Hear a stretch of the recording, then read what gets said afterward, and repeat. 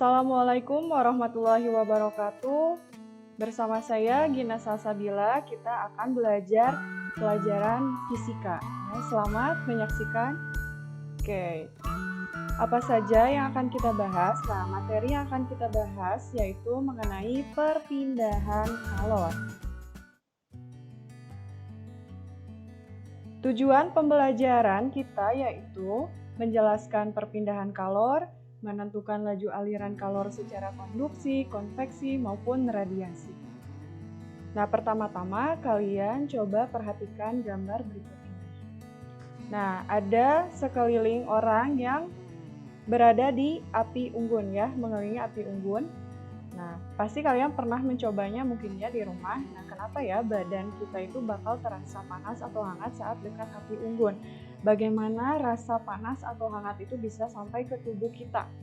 Nah, untuk membahas pertanyaan tersebut, simak penjelasannya ya. Nah, untuk jenis-jenis dari perpindahan kalor, tadi sudah ada ya di tujuan pembelajaran.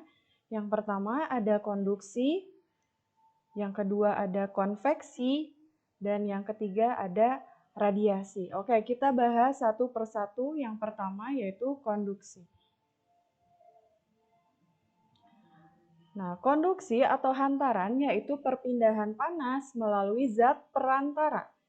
Apa zat perantaranya? Yaitu zat padat, tapi tanpa disertai perpindahan zat perantaranya. Bagaimana? Coba perhatikan gambar berikut. Di sini ada sebatang logam yang dipanaskan bagian ujungnya, yaitu bagian ujung A, kemudian bagian ujung B dipegang.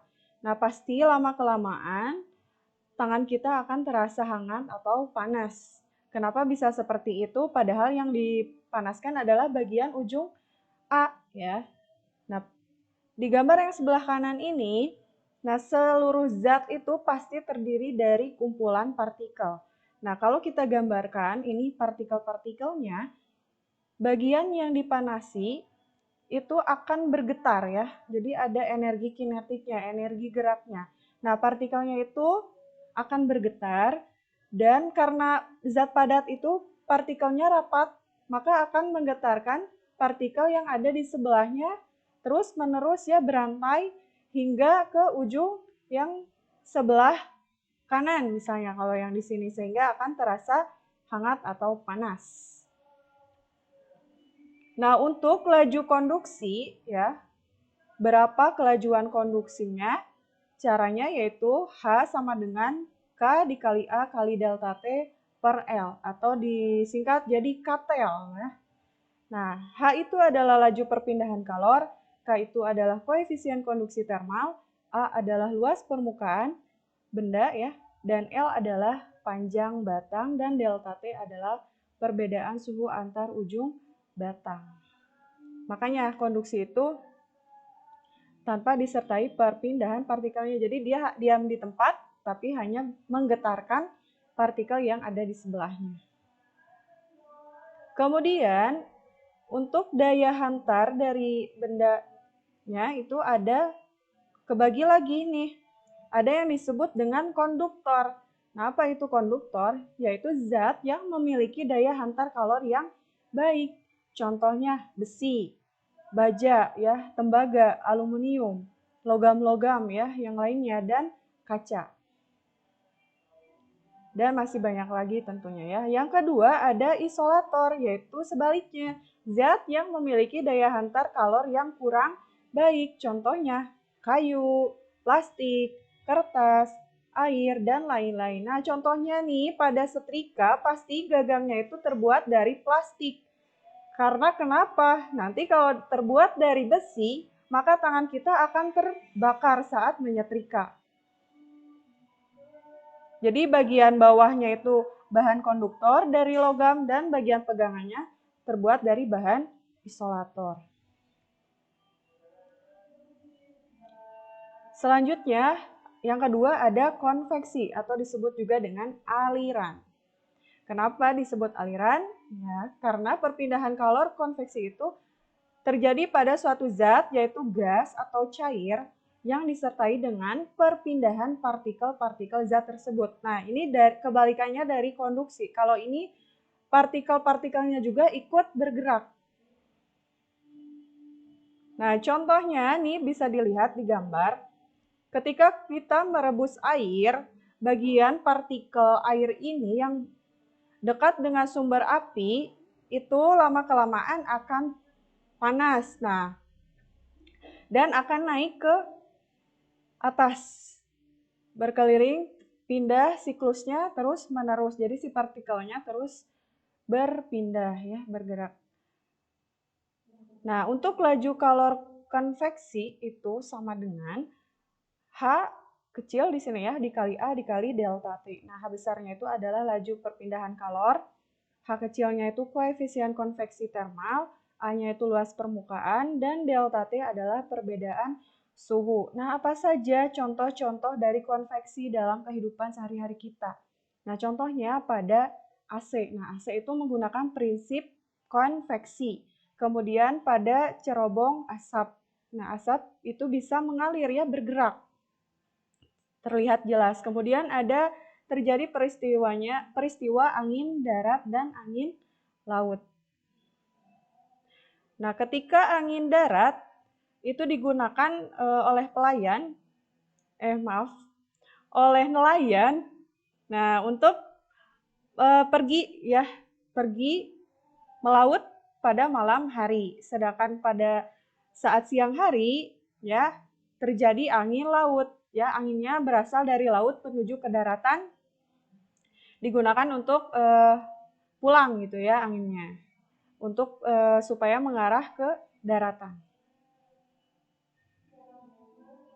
Oke, selanjutnya ada radiasi atau pancaran, yaitu perpindahan panas tanpa melalui zat perantara.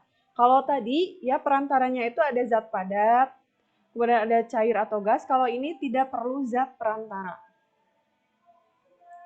Nah, contohnya saat kita berada dekat api unggun, apinya itu memancarkan ke tubuh kita langsung ya, terasa hangatnya. Kemudian misalnya saat berjemur di bawah sinar matahari. Nah, sinar matahari yang sangat jauh jutaan kilometer bisa sampai terasa ke tubuh kita itu tanpa perantara, jadi langsung memancar. Kemudian digunakan juga pada microwave ya atau oven. Nah, untuk laju radiasi persamaannya yaitu H sama dengan E dikali sigma dikali A dikali T pangkat 4. H itu laju perpindahan kalor, E itu adalah koefisien radiasi termal, kemudian sigma itu tetapan Boltzmann, yaitu 5,67 kali 10 pangkat min 8. Kemudian A adalah luas permukaan dan T adalah suhu mutlaknya.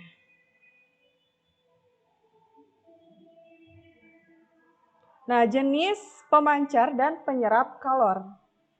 Yang pertama ada permukaan benda hitam, kusam, dan kasar. Itu merupakan pemancar dan penyerap kalor yang baik. Nah, ini contohnya ketika kita memakai baju yang hitam.